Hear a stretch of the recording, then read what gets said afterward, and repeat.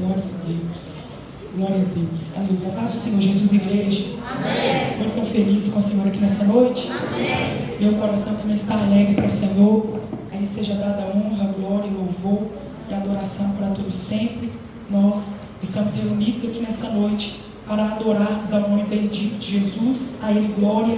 Desde já gostaria de externar a Deus minha gratidão pela vida do pastor dessa igreja, o pastor Giovanni, sua esposa. Faça-se também ao convite desse agradecimento, ao irmão Joabe, que me fez o convite. Deus abençoe também. Todo corpo de obreiro tem a minha gratidão estendida também. Abra por gentileza a sua Bíblia comigo, no livro do profeta Zacarias, capítulo de número 3.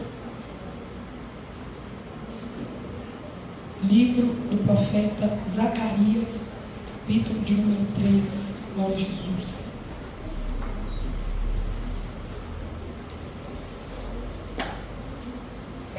Livro do profeta Zacarias, capítulo de número 3.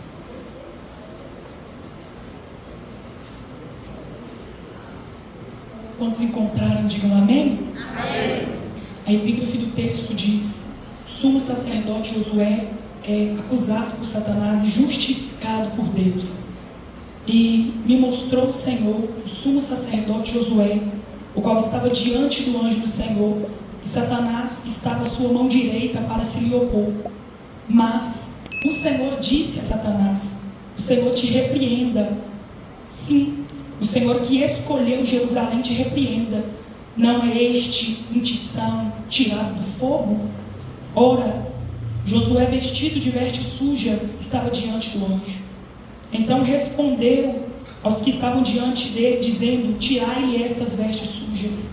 E a Josué disse: eis que tenho feito com que passe de ti a tua iniquidade, e te vestirei de vestes novas. Disse eu: ponha-lhe uma mitra limpa sobre a sua cabeça. E puseram uma mitra limpa sobre a sua cabeça, e vestiram-no das roupas. E o anjo do Senhor estava ali. E o anjo do Senhor protestou a Josué, dizendo: assim diz o Senhor dos exércitos: se andares os meus caminhos, se observares as minhas ordenanças, também tu julgarás a minha casa, também guardarás os meus átrios, e te darei acesso entre os que aqui estão. Ouve, pois, Josué, sumo sacerdote, tu e os teus companheiros que se assentam diante de ti, porque são homens portentosos. Eis que eu farei vir o meu servo, o renovo. Podemos aceitar o nome poderoso de Jesus. Meus irmãos, assim como o livro do profeta Ageu, o livro do profeta Zacarias foi escrito pós um contexto de exílio babilônico, pós-exílio babilônico. Pense você que, assim como Deus predira pela boca do profeta Jeremias, no capítulo 25 do seu livro, assim sucedera. O Senhor Deus usara uma das maiores potências da época, Babilônia, como vara, como medida de correção disciplinar para o rei do sul Judá. O Senhor Deus anteriormente já tinha usado de vara de disciplina para com o rei do norte, para com Israel. Usar a Síria para capturar esse povo, para render esse povo. E agora o tratamento é com o rei do sul, com Judá. O texto bíblico vai nos dizer que o Senhor Deus havia estipulado um tempo. 70 anos seria a duração do cativeiro babilônico.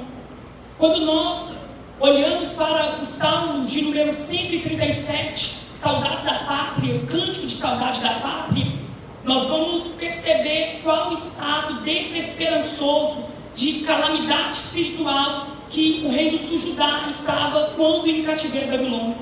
O salmista, salmodiando, ele diz: junto aos rios de Babilônia, nós nos assentamos, choramos, lembrando-nos de Sião. Os estrangeiros nos solicitavam, nos pediam: cante-nos alguma coisa de Sião, de Jerusalém. Mas no meio dos salgueiros que há em Babilônia, nós penduramos as nossas harpas. Pense você que esse povo estava totalmente desesperançoso, totalmente calamidade espiritual espiritual. Assim como o Senhor Deus permitira esses 70 anos de cativeiro em Babilônia, o Senhor Deus também havia predito um retorno, um regresso. O Senhor Deus também havia predito um recomeço, uma reorganização de culto. Nesse período de regresso, nesse período de retorno, nesse período de volta, pelo menos 3 caravanas vão se prontificar a retornarem para Jerusalém, a voltarem novamente para Jerusalém. Nós vamos perceber lá em Isaías capítulo 45, 150 anos antes do nascimento de Ciro, um rei medo-persa, este que seria usado por Deus, como ungido por Deus, para permitir e entregar essa carta de liberação para os cativos em Babilônia. Nós vamos perceber como Deus usara Ciro, medo-persa, não sendo ele nem crente, não tendo ele nenhuma credencial de crente, pelo contrário, sendo ele um ímpio. E 150 anos antes do seu nascimento, Deus já havia predito, Deus já havia incumbido Ciro de um propósito de liberação. Era Ciro quem iria derrotar a Nabucodonosor, quem iria derrotar a potência da época Babilônia, iria permitir o retorno, iria permitir o regresso do reino do sul Judá, que estava cativo em Babilônia. Nós vamos perceber pelo menos 3 caravanas se empenhando nesse retorno, nesse regresso. A primeira caravana de Zorobabel, ali em 537 aproximadamente a.C., e Zorobabel, príncipe sem coroa, ele intenciona reconstruir, reedificar o templo de Jerusalém que havia sido derribado. Nós vamos perceber também em 457 a.C., ali, numa segunda caravana, Esdras, também retornando ali para Jerusalém, e a intenção do seu coração não era ajudar na reconstrução do templo, era reorganizar a liturgia de culto, era novamente fazer com que os cultuantes se voltassem a Deus, porque Deus não tinha como legítimo paredes de pé, um templo erguido e cultuantes dentro do templo falidos espiritualmente. Pense você que uma terceira caravana também vai retornar, e a caravana de Neemias, 444, 445 aproximadamente a.C. Neemias, como copeiro do rei Artaxerxes, ele ouve de Anani, um dos seus irmãos, a triste notícia de que as portas de Jerusalém já haviam sido queimadas a fogo, que os muros estavam derribados, não havia mais cerco, proteção em Jerusalém, e ele decide voltar e, com a incumbência do seu coração, reconstruir, levantar os muros ao redor de Jerusalém. Nesse tempo de retorno, nesse tempo de regresso, nesse tempo de recomeço, Deus vai suscitar, vai levantar também algumas bocas proféticas para falar ao seu povo, para dirigir algumas mensagens para o seu povo. O profeta Ageu é levantado por Deus nesse tempo de retorno com uma palavra da parte do Senhor. O texto bíblico vai nos dizer que era desprezado, era desdenhado aos olhos dos que contemplaram a beleza do primeiro templo de Salomão, e agora vem a simplicidade desse segundo templo, dessa segunda casa. Haja vista que esse segundo templo, essa segunda obra, não tem tanta suntuosidade, não tem tanta beleza, prata e ouro, como o antitemplo, como o primeiro templo erguido por Salomão. O Senhor Deus usa a boca do profeta Ageu e dirige uma palavra para o povo. Diga a esse povo que minha é prata, meu é o ouro. Diga mais para esse povo, capítulo 2, verso 9: a glória desta última casa será maior do que a da primeira. Esse templo seria pequeno no sentido de suntuosidade, no sentido de beleza, mas esse templo teria glória. Deus bíblico vai nos dizer também que é nesse tempo que o Senhor Deus levanta outro profeta, profeta Zacarias. Para Zacarias, o Senhor não entrega uma mensagem a ser verbalizada de modo profético, proferida de modo profético. Para o profeta Zacarias, o Senhor Deus entrega um combo de 8 visões. O Senhor Deus abre a visão do profeta Zacarias e ele tem um combo de 8 visões proféticas. No capítulo de número 3, a qual nós lemos aqui nessa noite, nós vemos a 4ª visão. E nessa visão, o profeta Zacarias descreve o seguinte: e me mostrou o Senhor, o sumo sacerdote Josué, o qual estava diante do anjo do Senhor, e Satanás estava à sua mão direita para se lhe opor. Todo o enredo dessa visão, todos os elementos de figura nessa visão, corrobora, pende para um tribunal, para uma sessão, para uma audiência. Nós temos aqui o escolhido de Deus, o sumo sacerdote Josué, que estava diante do anjo do Senhor, e Satanás estava à sua mão direita para se lhe opor. Nós temos aquele a quem Deus escolheu, chamou, vocacionou, assentado no banco dos céus, sendo acusado pela figura aqui cuja nomenclatura é citada, Satanás. Texto bíblico vai nos dizer que no meio dessa sessão, que obviamente ruma para a condenação do escolhido de Deus, a voz do Santo Senhor que presidia, juiz dos juízes, salta no meio da audiência e diz: Satanás, o Senhor te repreenda. Aquele que escolheu Jerusalém te repreenda. Não é este quem? O sumo sacerdote Josué, escolhido de Deus, assentado no banco dos réus. Não é este um tição tirado do fogo? Não é este um tição tirado do fogo? E o que é um tição tirado do fogo? É um pedaço de madeira, pedaço de lenha, foi chamuscado pelo fogo, aguentado pelo fogo, acalorado pelo fogo, afligido pelas chamas do fogo, mas que não foi destruído a ponto de virar cinzas. Meu Deus, maravilhoso. Permita-te dizer isso aqui, mas essa escolha aparente de Deus, a despeito do sumo sacerdote Josué, parece, a ótica humana, obviamente, ser uma escolha errônea. Eu te digo por quê. O sumo sacerdote Josué era neto de Seraías. O avô do sumo sacerdote Josué também era sumo sacerdote. Jeremias capítulo 52, quando as tropas de Nabucodonosor invadem Jerusalém, o avô desse rapaz aqui, desse homem aqui que está sendo acusado pelo adversário, é morto. Cumpriu parcialmente o ministério e o ofício sacerdotal. O pai do sumo sacerdote Josué, Jeozadak ou Josadac na Bíblia Sagrada, foi alguém que cresceu em cativeiro babilônico. Nunca antes tiveram contato com o altar em Jerusalém, com os ritos de cerimônias, com o ofício e incumbência maioral da época de adentrar uma vez o Santo dos Santos, oferecer expiação pelo seu próprio pecado, pelo pecado do povo. O sumo sacerdote Josué é a terceira geração. O sumo sacerdote Josué é a terceira geração, e na terceira geração Deus está apontando o dedo da sua escolha para ele. Eu vejo o céu sinalizar para o sumo sacerdote Josué: você vai chegar aonde os céus não foram e não chegaram. Há uma palavra de Deus para a sua alma aqui.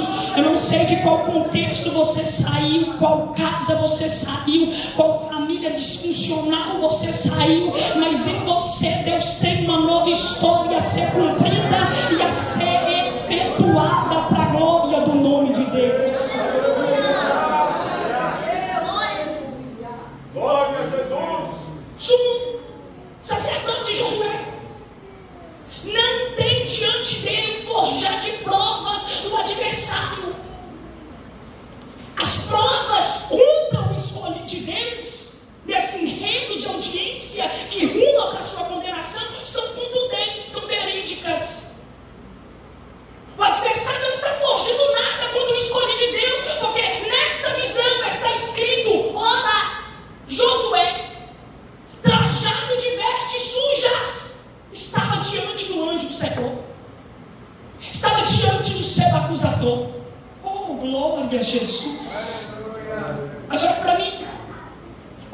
Deus não opta por substituir os sujos, Deus opta por limpá-los. Quando Deus não opta por substituir os fracos, Deus opta por fortalecê-los.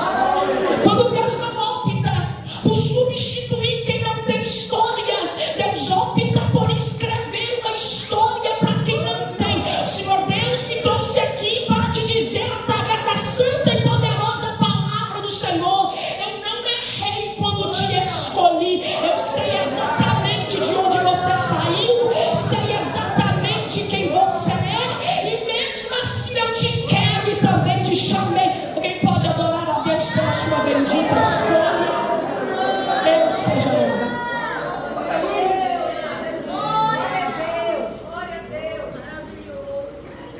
Livro de Esdras nos informa que 900 sacerdotes retornaram para Jerusalém. O Senhor Deus tinha uma fila imensa ao seu dispor para a escolha. O Senhor Deus tinha uma fila imensa, outros para escolher. Mas ele escolhe o sumo sacerdote Josué. Este aqui que estava trajado de vestes sujas diante do acusador, diante do anjo. E quando de repente, no meio da audiência, com água para sua condenação, obviamente, a voz daquele que presidia a sessão brada mais uma vez e diz: tirai-lhe estas vestes sujas, trazei roupas limpas e novas e colocai sobre o sumo sacerdote Josué. É a graça.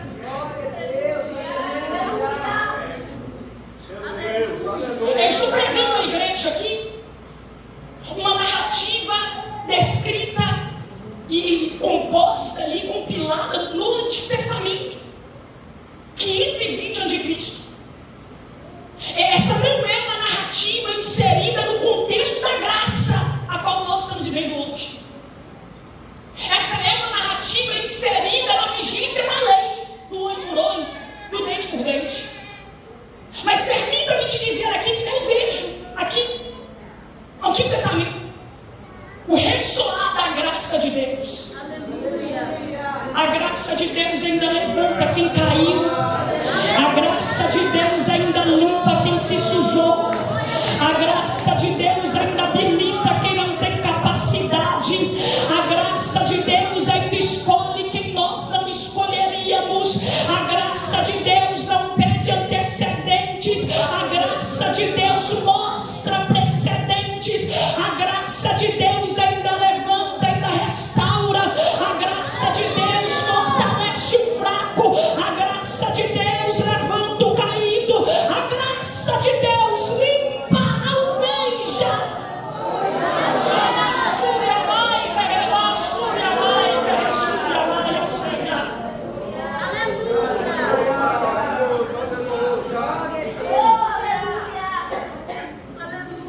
Relatório do acústico, graça de Deus aqui. Glória a Jesus. Relatório do acusador. No relatório de acusação está descrito de onde é que o sumo sacerdote saiu. O sumo sacerdote Josué saiu de Babilônia, acalorado pelas chamas do cativeiro babilônico. No relatório do acusador está quem o sumo sacerdote Josué é. Mas no relatório da graça está quem o sumo sacerdote seria. É uma palavra de Deus para a nossa alma. Não importa quem fomos, não importa quem somos, se a graça se apresenta a nós, a possibilidade do será. A graça não conta com a descrição do passado, porque a graça oferece um futuro para alguém. Receba a graça de Deus aqui nessa noite. O texto bíblico vai nos dizer que as roupas sujas são tiradas, que roupas limpas são colocadas sobre o sumo sacerdote Josué, e que de repente no meio da audiência que rumava para sua condenação. Zacarias percebe uma falta e ele diz: trazei também, colocai também sobre a cabeça do sumo sacerdote Josué uma mitra limpa. Livro do Êxodo, capítulo de número 27, também 28, as vestes sacerdotais. A mitra era um aparato colocado sobre a cabeça do sumo sacerdote. Na mitra havia uma plaquinha com uma inscrição, com uma frase: santidade ao Senhor. Eu não estou falando para os irmãos aqui, contando aos irmãos uma visão intermitente. Isso aqui é uma visão contínua. A graça de Deus troca as vestes sujas do sumo sacerdote Josué. E no mesmo ato, coloca sobre ele o símbolo da sua santidade. Glória a Jesus, oh glória a Jesus, oh glória a Jesus. É por isso que o apóstolo Paulo disse: oh bendito seja Deus. Deus chama as coisas loucas e desprezíveis desse mundo, as que não são para ser. É a graça que faz isso, é a graça que aperfeiçoa o currículo, a história de vida de alguém. É a graça de Deus, é o apontamento da graça que foi naquele bairro, te chamou, naquela casa, te escolheu, naquela família disfuncional, talvez sem pai, talvez sem uma mãe, mas a graça de Deus te alcançou, a graça de Deus te atraiu.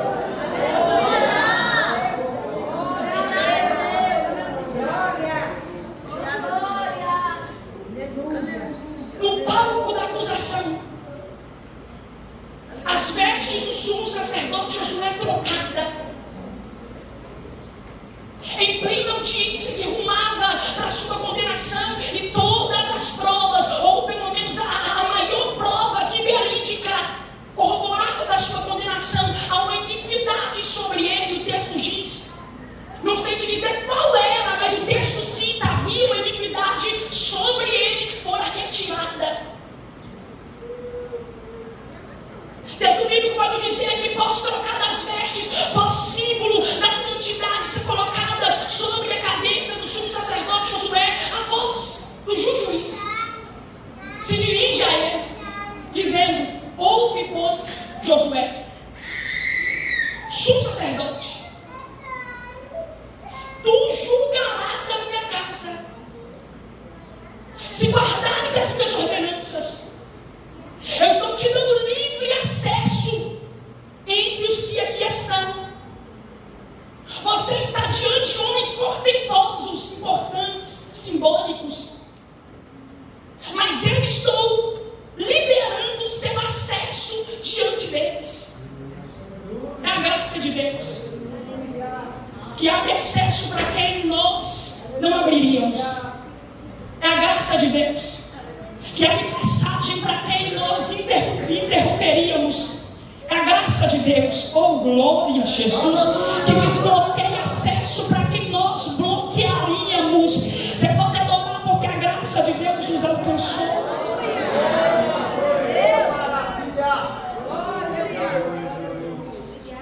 Eu já disse para você que vejo aqui um ressoar da graça de Deus, que vejo aqui o ecoar da graça de Deus nessa narrativa sobre vigília da lei.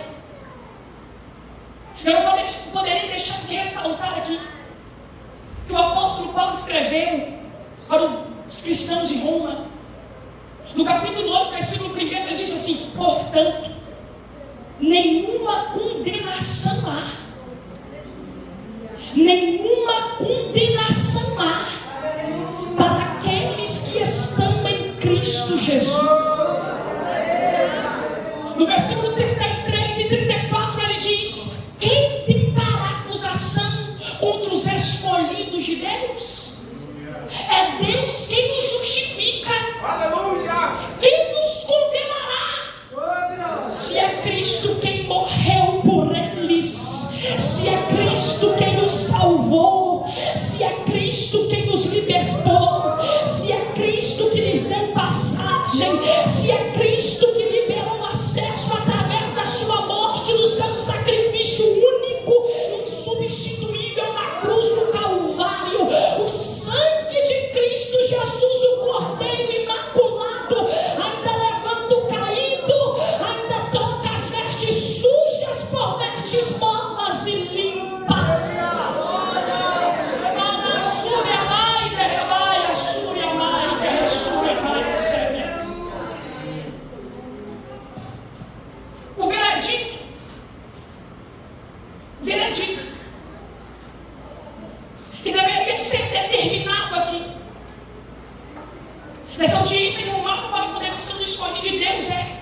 condenado. Há sobre ele uma iniquidade, há sobre ele um peso, há sobre ele um pecado que ele for, obviamente, perdoado por Deus. Mas nós vemos aqui a mudança de veredito. Nós vemos aqui o justo juiz liberando o sumo sacerdote Josué. Eu ouço aqui, pelas páginas dessa narrativa, a palavra absolvido. Aleluia, Jesus. Absolvido. Glória a Deus, aleluia. Olha para mim aqui. Porque o seu passado não intimida Deus. Aleluia, Jesus. A nossa sujeira não intimida a Deus. E isso aqui não é uma palavra que preza por uma apologia ao pecado de forma alguma. Estou falando aqui a respeito da graça de Deus. Eu estou falando a respeito se a graça de Deus atuar, alguém empoderado para ser transformado e rumar por outro caminho, obviamente. Mas no que tange a escolha de Deus, no que tange a escolha de Deus, Deus não pede antecedente. Não puxa antecedentes, não clama e não reivindica pelo passado, porque no que tange a escolha, Ele é Deus do será. É uma palavra de Deus para a sua alma aqui. Essa graça que te alcança quer te levar, essa graça que te alcançou quer te usar. Essa graça que te habilitou quer que você exerça o que Ele te chamou. Essa graça que está sobre ti tem em ti um propósito.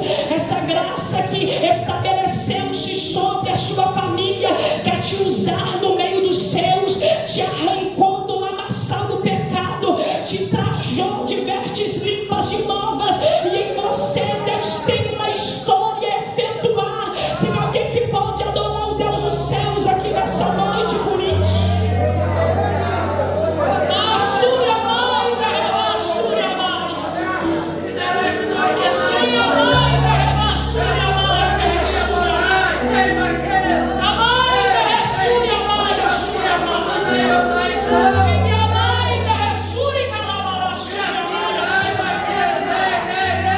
É um lugar tão distante que o braço da graça não há para alcançar alguém.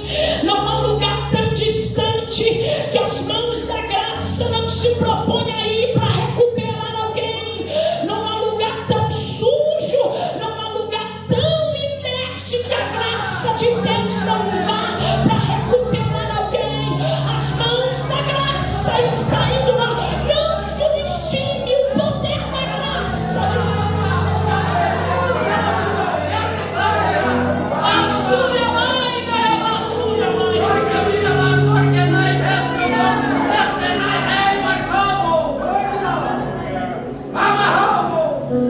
Em 2 Coríntios, capítulo de número 12,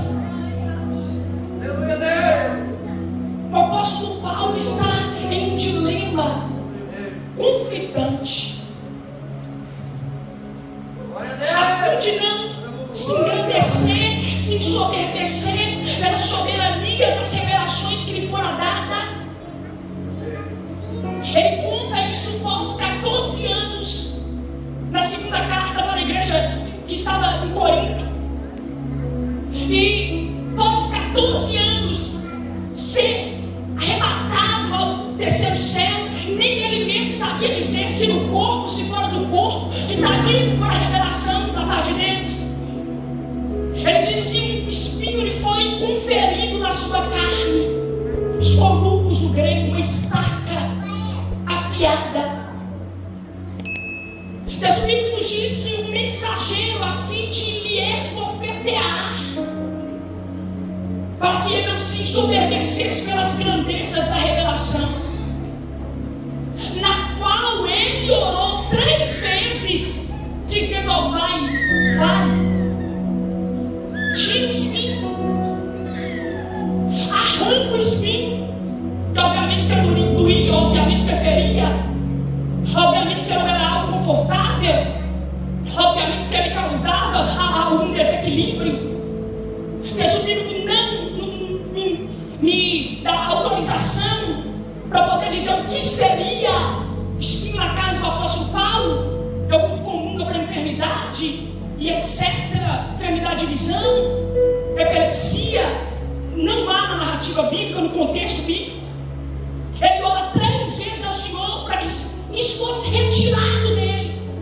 E como resposta ele não teve, vou aliviar. Como resposta ele não teve, vou tirar. Como resposta ele teve da parte de Deus: Paulo, a minha graça te basta. Porque o meu poder se aperfeiçoa na sua fraqueza. Meu corpo arrepiado, porque a minha graça te é suficiente. Porque o meu poder se aperfeiçoa não é na força do forte, é na fraqueza do fraco. É uma palavra de Deus para a sua alma. Recebe graça fortalecedora para continuar. Recebe graça sustentadora para continuar. Recebe graça habilitadora para continuar sua marcha. A graça de Deus nos é suficiente. Assúria Mai, que ressúria Mai. Remando e assúria Mai, que ressúria. Calamante vida, revai assúria. É a graça de Deus que sustenta os seus escolhidos. É a graça de Deus que fortalece quem Ele escolhe, quem Ele chama. Meus irmãos, se nós formos fazer uma entrevista com alguém que fora escolhido por Deus, atraído por Deus para o seu reino, para a sua obra, se nós formos entrevistar alguém estatuante no serviço do reino, ao entrevistar, nós podemos ali com afinco perguntar: qual é sua história? Como foi sua infância? Como foi sua vida? Me permite dizer aqui com toda certeza, não foi uma vida de facilidades. Não fora um caminho de facilidades. Alguém poderá te dar como resposta: não tive infância, eu sofri. Eu cresci com muita dificuldade, cresci em fome, cresci em muita tempestade da vida. E obviamente talvez o oposto também seja verdade. Talvez Deus chame alguém que sempre esteve em algum tipo de mordomia, eu digo humanamente falando. Mas a maioria dos homens pelos quais Deus chama, Deus escolhe, são amassados, foram amassados pela vida, foram acalorados pelas chamas das aflições, foram aguentados por diversas dificuldades, mas sobreviveu porque Deus tinha um propósito. É por isso que nós estamos aqui nessa noite para louvá-lo,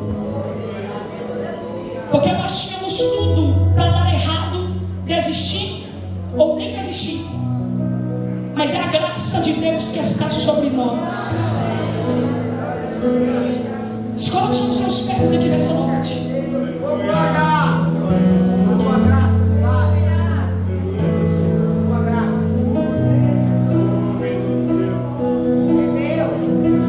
É a graça de Deus. Se essa graça está sobre nós aqui nessa noite, eu te convido a adorá-lo.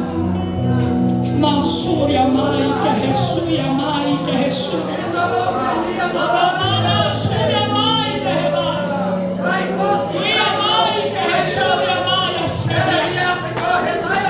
Sinta a presença do Espírito Santo de Deus que te abraça aqui nessa noite.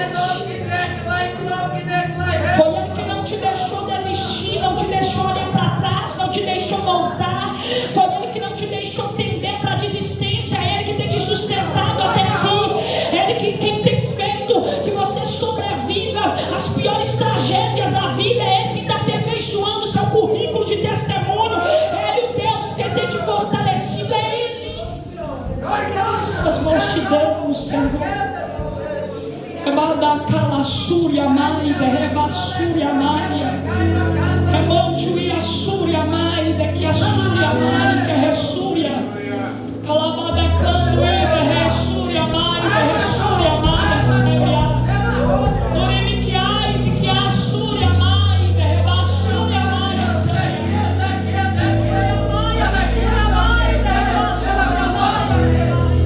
Adore o Deus da graça aqui. E se Ele quiser te encher aqui nessa noite, que Ele te encha de graça para continuar. Se Ele quiser te renovar aqui nessa noite, deixa Ele te renovar pela graça dEle.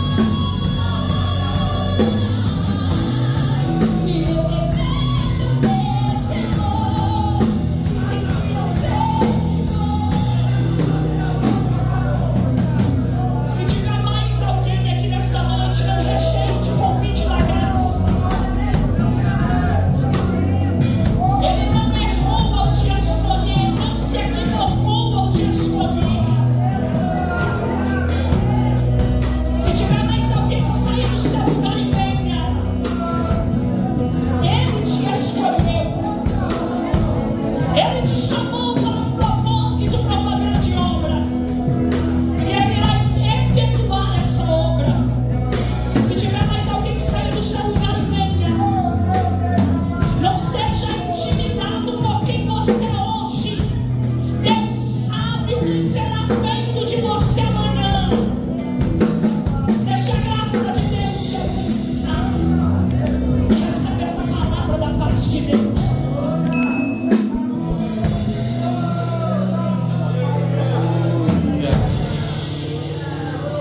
Glória a Jesus. Glória a Jesus.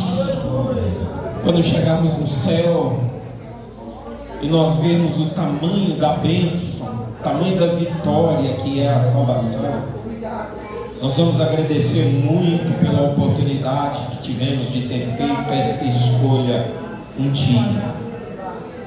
É a melhor escolha que alguém pode fazer, a escolha de receber essa graça.